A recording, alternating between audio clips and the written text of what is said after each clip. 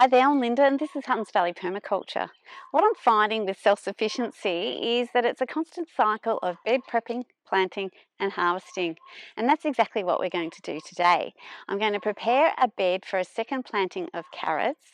I'm going to do some harvesting of potatoes and other veg that's ready to go to the kitchen for fresh eating and for preserving. I do have one bed of carrots that I planted about 3 weeks ago that's starting to get going really nicely, and I've got a few carrots here in a bed that I planted out quite a bit earlier, but it was mostly a fail. But as I really do love carrots, I'm going to prepare this area that's starting to become really weedy, get on top of that before it becomes too much of an issue, and get some more carrots planted. So just like a couple of my previous videos, I'm going to clear this garden bed, check the level of compost on it and probably add some more, and then get to planting. I'm finding with self-sufficiency you really have to just keep the cycle of planting going so that you can keep the cycle of harvesting going also. If I've got a spare bed, I just sort of think through what I've got in the ground already and what I will need to keep cropping sort of for months after that, and that's what I've decided to put here. I've got the carrots in a couple of different areas, and especially with carrots I do love to preserve them as well. So if I've got a glut of carrots at any time, I'll just do a lot of preserving. But if there's too many carrots, well, I can always share them with family and friends. I will be doing a third planting of carrots before winter just to make sure that my harvest continues. Last year I only had about 8 to 9 months of carrots, so I was without carrots for a short period, and I want to try and improve on that. So there are some plants I will be leaving in this area, like this cauliflower plant. I do get side shoots off these, and with this, I mean, they're not looking too great, but I think they'll benefit from a bit more compost and a bit more watering in this area. I've also got some lettuce seeding. This one's just about ready to harvest for the seeds, but I'm going to leave it a little bit longer and then take those and harvest the seeds. These sorrel plants I'm going to chop out, and the chickens will be enjoying those. And I'm really mindful of getting rid of the sorrel before the seeds are viable. So all of this lot will head off to the chickens. If there are any seeds that could grow a plant, at least if they start growing in the chicken area, then that might be a good source of food for my chickens. I'll also be working around this collie that's just starting to form its central flower there. I'll probably get rid of this cabbage. It's dried out a bit and it's not really grown very well at all. So I'm going to get started before the sun comes out and gets too hot around here with these paspalum weeds. Now, they can really take hold, and I really need to get onto those, which is what's prompted me to get this second bed of carrots going. Well, it's actually really a third bed of carrots. I usually like to leave roots in the ground. With these particular grasses, they're very hard to get rid of once they get established, so I do like to get all of those roots out. The sickle does make it very easy to kind of get in next to plants and kind of pull them out of the ground. And you can kind of get close and not disturb the other little plants too much.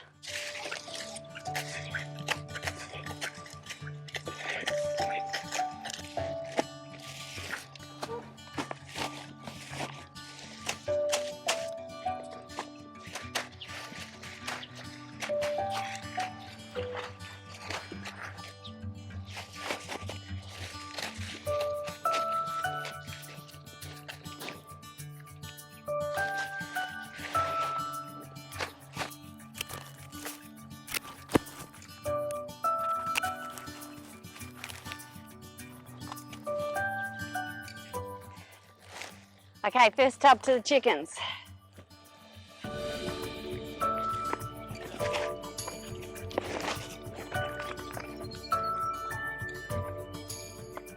Whenever I'm passing my pumpkins, I can't help but stop and check it out. I do have a couple of pumpkins coming and plenty more flowers on the go. The bees are quite active, but I also do some pollinating myself. Since there's plenty of these male flowers, I will pick just one. And all I do is just peel back the petals to reveal the little, I think that's called a calyx, I'm not too sure. And I use that to pollinate my flowers. There we go. Weave a bit of magic just to make sure. I'm sure the bees are on the job, but I can rest easy now.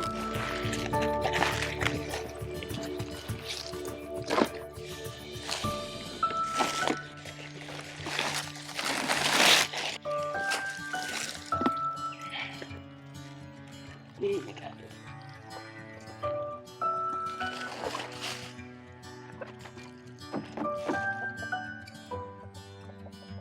Just having a look at this garden bed, if I do leave these plants in, it's going to make it harder to cover over my carrots like I like to do when I germinate them. So I think I will remove them after all and have a clearer space for getting these carrots going. Now, I don't think these seeds are quite ready yet, but I will be taking those in and giving this a good shake in a bucket to see what seeds I can get out of this.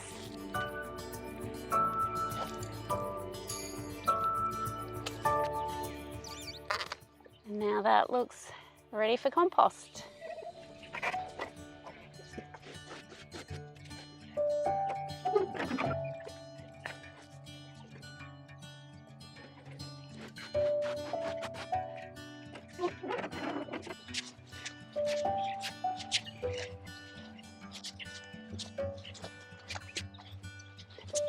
Now I'm just going to water this in and get it really damp. I don't like to water the seeds after I've spread them out because you can displace them a bit.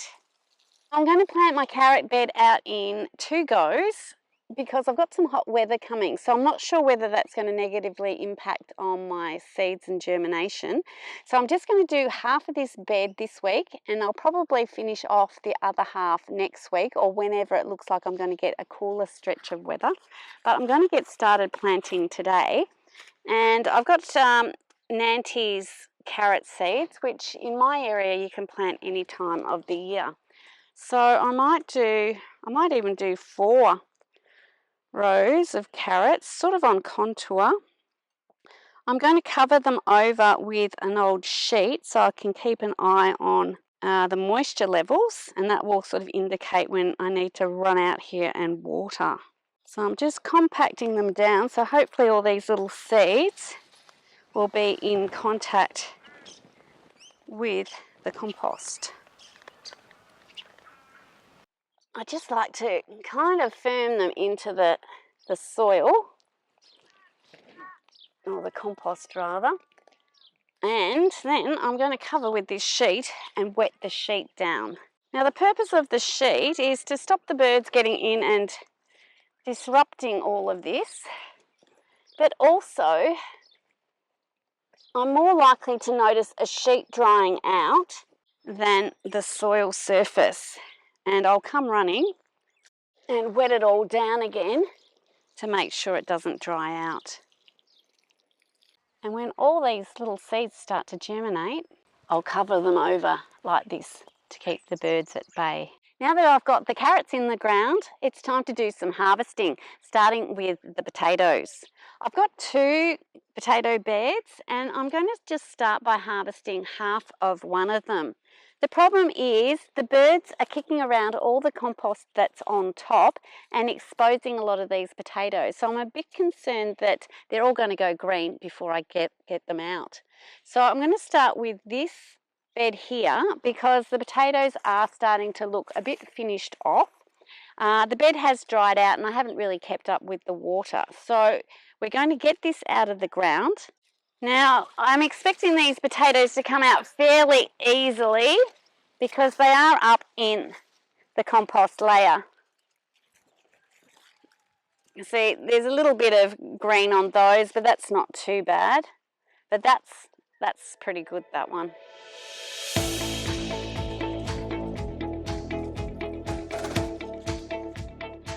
Oh, that one's pretty good. Being in the compost layer, they come out pretty clean, which is good. And we haven't had rain for a bit, so that's helpful also. Oh, that's a good one.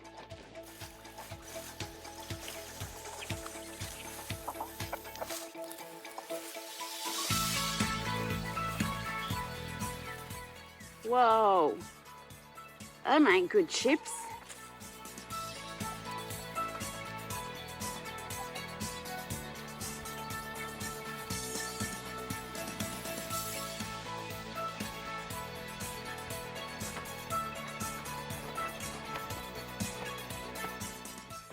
See, there's some that are just too green.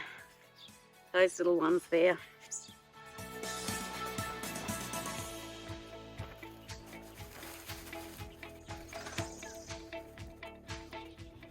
Potatoes are amazing. So much food and really quite easy and quick.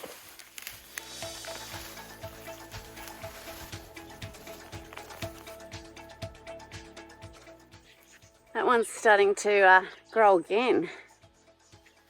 Maybe I'll put it around again. So yeah, they're definitely due to come out of the ground if these potatoes are starting to sprout.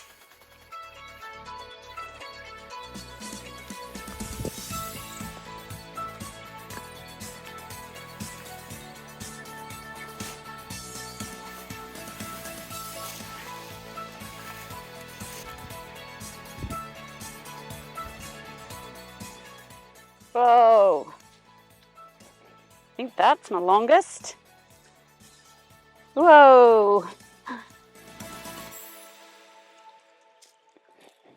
And this is the last little patch that I'm going to grab today.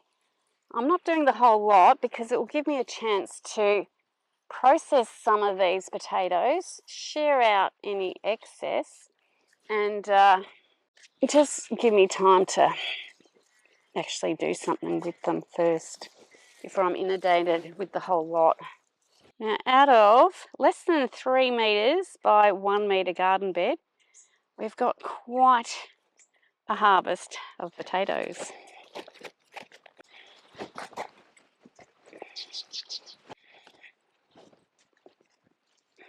Now, I think that one's my biggest. I'm going to weigh that one and see what that is.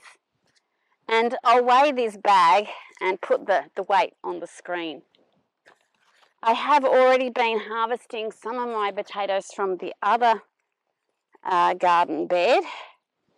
So I won't get a total weight of all my potatoes.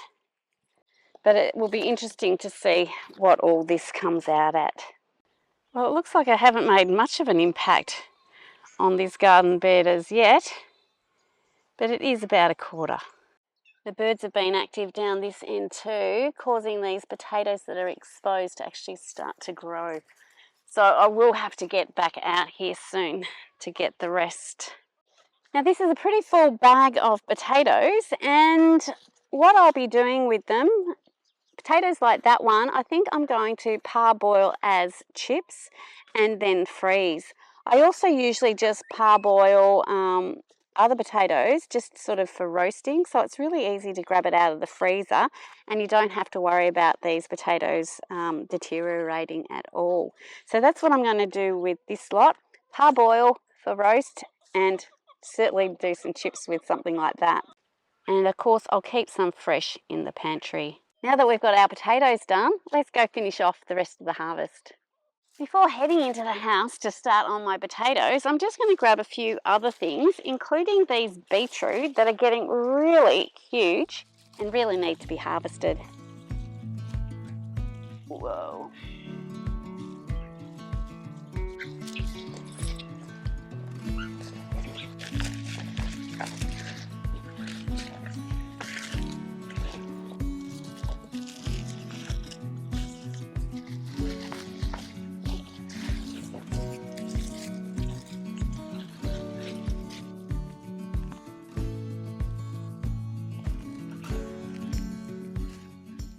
Look at that golden beetroot. Just love the colours.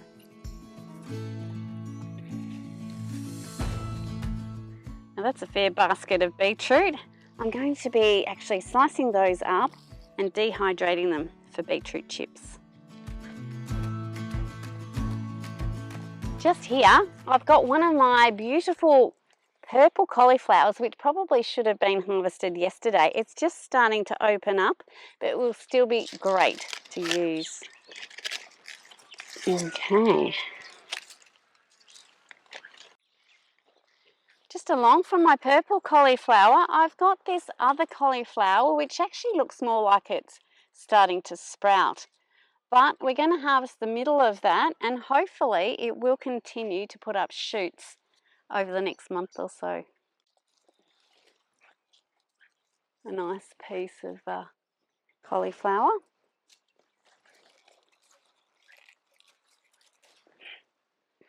And I'll take that one as well. Now, as for these other shoots, I'm actually going to leave them. There's one hiding sort of over the back there, and here, and here. And I'll leave them on the plant and see if they'll get a little bit bigger. Everyone's getting a feed in the garden today.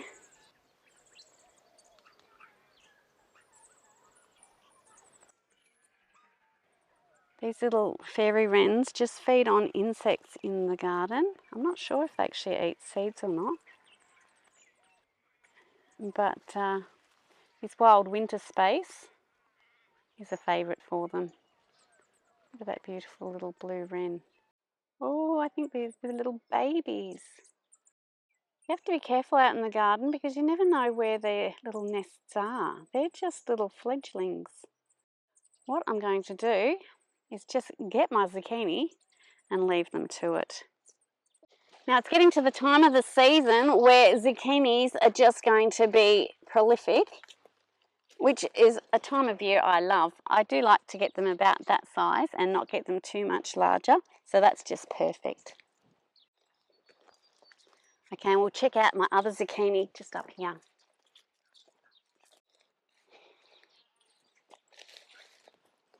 Okay, I think we're getting this one just in time.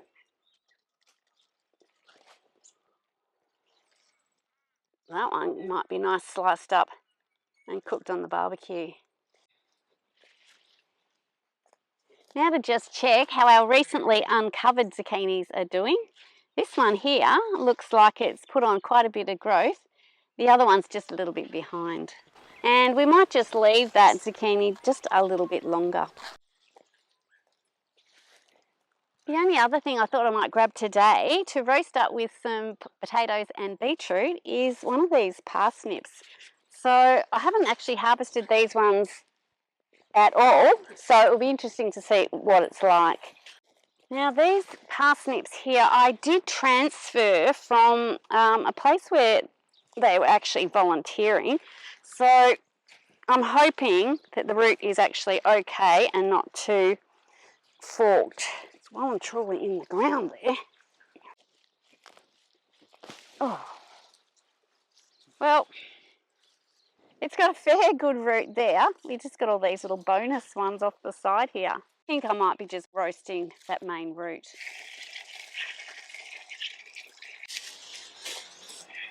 When you're trying to grow most of your own food, it's really important to think of future harvests as well as the current ones. It's great to get another bed of carrots in the ground, so hopefully that will extend my harvest. My hope is that I'll one day be able to grow carrots all year round. But anyway, today's harvest from the garden is amazing. I think this afternoon I'm going to be preserving food. Thanks so much for watching. Bye for now.